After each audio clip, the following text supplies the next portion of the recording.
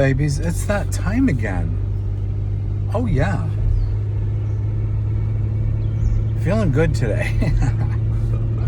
As you can tell by the hair. Oh, barking dogs. Something's amiss. We are in 1 Corinthians 4. Yay!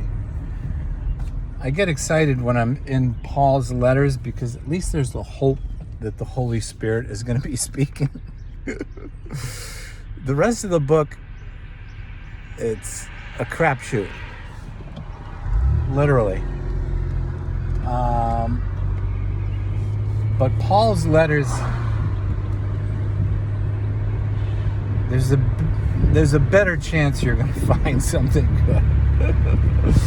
Let's just say that. Now, why am I saying there's a better chance of Paul's letters having the Spirit of God than the Gospels?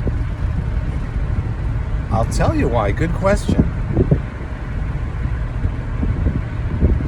Because the Gospels were mostly written decades between, I'm going to say 2 to 5 decades after Jesus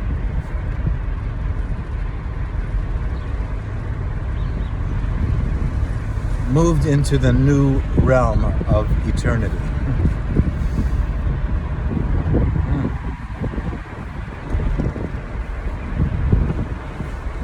And because of that lapse of time, there was all kinds of time for stories to change and to meet the predilections of the writers. Whereas in Paul's case, he was writing pretty much at the time of Jesus' passing. And even though he wasn't an eyewitness of Jesus, he was alive during those times, and that's when he was writing. So, not to mention the fact that his conversion was primarily from a vision as opposed to a word of mouth from human to human.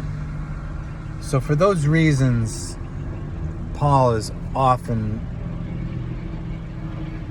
right on the money with being tuned into the Spirit of God. The times where he's not right on the money is when he's just a victim of the cultural milieu.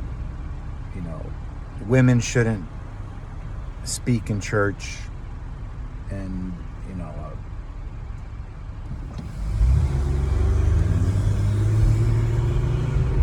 listing homosexual activity as being, you know, a problem, etc.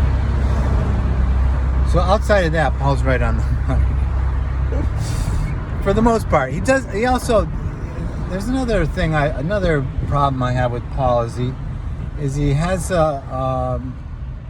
because he was believing Jesus was coming back in his lifetime and gonna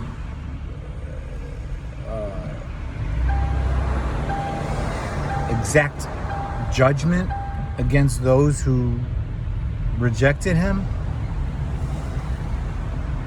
That mindset of retaliation, retribution is also in a lot of his writings.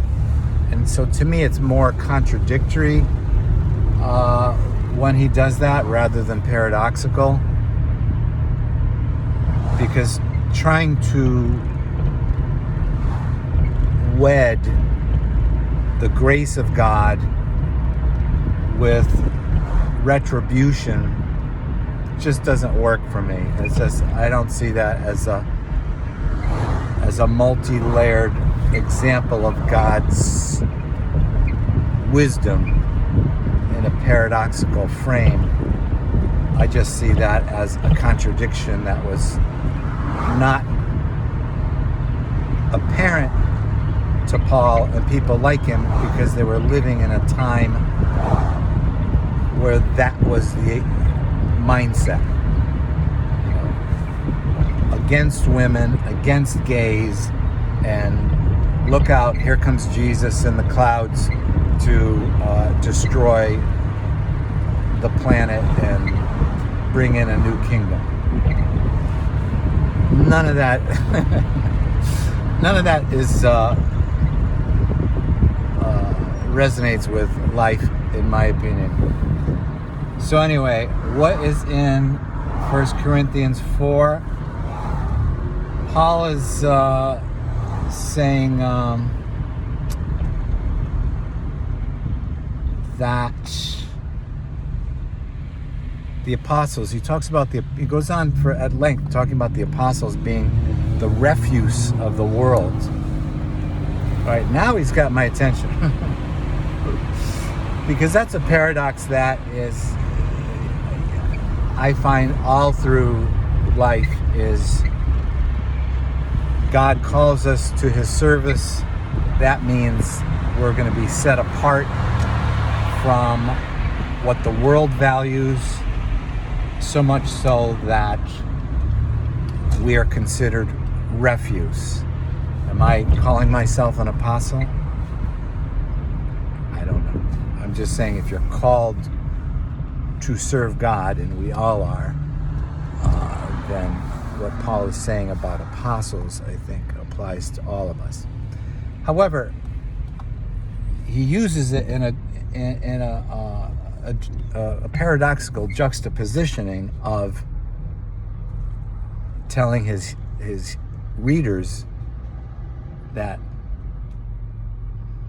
they shouldn't be bickering and judging among themselves. They should be rejoicing that they are seated in heavenly places and have been given every good gift from heaven.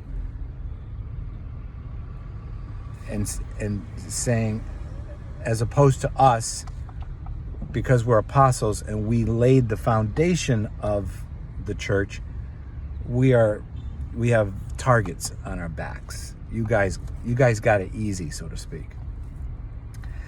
That's the juxtapositioning he makes in the chapter. What else is in there?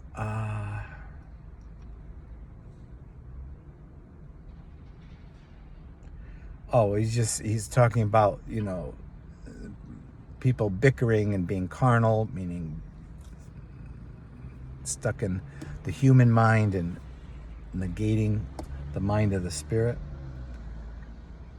He says how because of that, because you're not focused on the right priority of the mind of Christ operating in you, you find yourselves in these foolish arguments of who is responsible for what, as far as the kingdom growing and the gospel being received, and why people are receiving joy and release in their lives. He's like, it's not because of you and what you did. Yeah, you did a little something, but God is the one who ultimately brings the increase. So all your bickering is just foolishness and evidence that you're not set free and you're still operating in your carnal mind of man against man, when you should be rejoicing in the fact that Jesus eliminated all of the need for that, because he is the ultimate giver of life, and it's just a matter of receiving and rejoicing and being a part of his life movement, so to speak. So that's pretty much it in 1 Corinthians 4. And you can see, right, based on just what I'm saying, like, it's practical. It's based on his experience, how he is set free, and he's using that to help other people. And you compare that to other parts of the Bible where it's like, it's so, the teaching is so weighed down by the culture and the carnal mindsets that it's almost impossible to find the spiritual value in it. whereas Paul's letters tend to be immediately engaging, and whether you agree with them or not, they have the flavor of authenticity. All right, babies.